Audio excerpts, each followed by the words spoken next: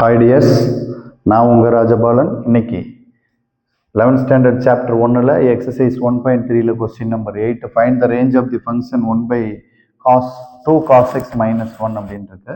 So நமக்கு தெரியும் range of cos is -1, 1 அப்படின்னு அர்த்தம். அப்போ காஸ் வேல்யூ எதில் லைஸ் ஆகும்னா -1 less than equal to cos x less than equal to 1ன்னு எழுதிக்கலாம். அடுத்ததா இந்த cos x கூட 2 மல்டிப்ளைல இருக்கு, அதனால மல்டிப்ளை பை 2 அப்படின்னு போடுறோம். அப்போ 2 மல்டிப்ளை பண்ணோம்னா -2 less than equal to 2 cos x less than equal to 2ன்னு கிடைச்சிரும். நெக்ஸ்ட் 2 cos x கூட -1 கூட இருக்கு, அதனால சப்ராக்ட் பை 1 அப்படின்னு போடுறோம். இங்க -1 போட்டக்கூடாது, சப்ராக்ட்னு சொல்லிட்டோம். அப்போ அதனால 1 சப்ராக்ட் பண்றோம். -2 -1 less than equal to 2 cos x minus 1 less than equal to 2 minus 1. So therefore the answer is -3 less than equal to 2 cos x minus 1 less than equal to 1 அப்படின்னு கிடைச்சிடும். Next இந்த 2 cos x minus 1 இங்க வந்தாச்சு. அது எங்க இருக்கு அப்படின்னு பார்த்தா டினாமினேட்டர்ல இருக்கு, 1/ன்னு இருக்கு. அப்போ நம்ம என்ன பண்ணணும்னா டேக்கிங் ரெசிப்ரோக்கல்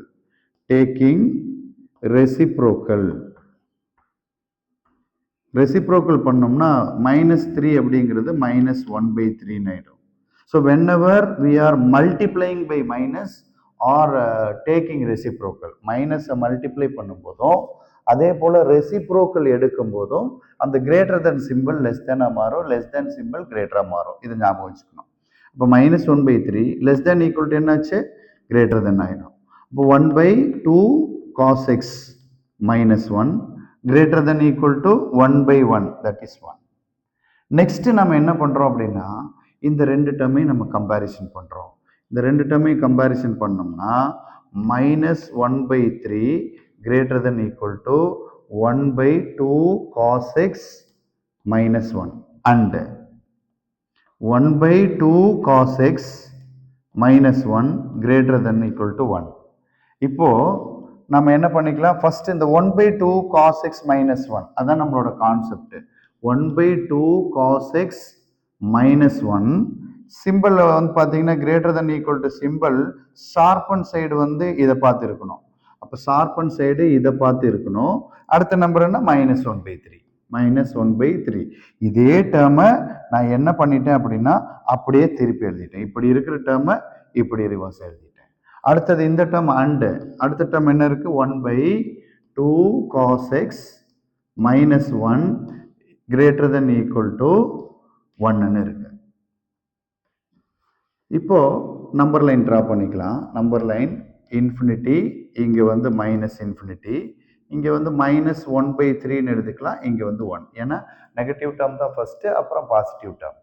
இப்போ இந்த 1/2 cos x minus 1 வந்து எங்க இருக்குன்னா -1/3 விட கம்மியா இருக்குன்னா இந்த ரீஜியன் தான் நமக்கு அந்த லெஸ் தேன் பார்ட். இந்த 1/2 cos x minus 1 வந்து கிரேட்டர் தென் 1 விட அதிகமா இருக்குங்கிறதுனால இந்த பக்கமா எடுத்துக்குவோம். அப்போ நமக்கு சொல்யூஷன் பார்ட் என்னன்னா, சொல்யூஷன் இஸ் இங்க ஒரு ரீஜன் இருக்கு, இங்க ஒரு ரீஜன் இருக்கு, ரெண்டையும் சேர்த்தது தான் சொல்யூஷன். அப்போ solution is equal to -∞, -1/3. Infinity வரும்போது ஓப்பன் பிராக்கெட், இந்த -1/3 வந்து லெஸ் தேன் ஈக்குவல் டுங்கிறதுனால நம்ம க்ளோஸ்ட் பாக்ஸ் யூஸ் பண்ணோம். இதையும் ஆன்சர் கூட கொண்டு வரணுங்கிறதுனால யூனியன், இந்த 1 வந்து இன்க்ளூடடா இருக்கும், கிரேட்டர் தென் ஈக்குவல் டு 1.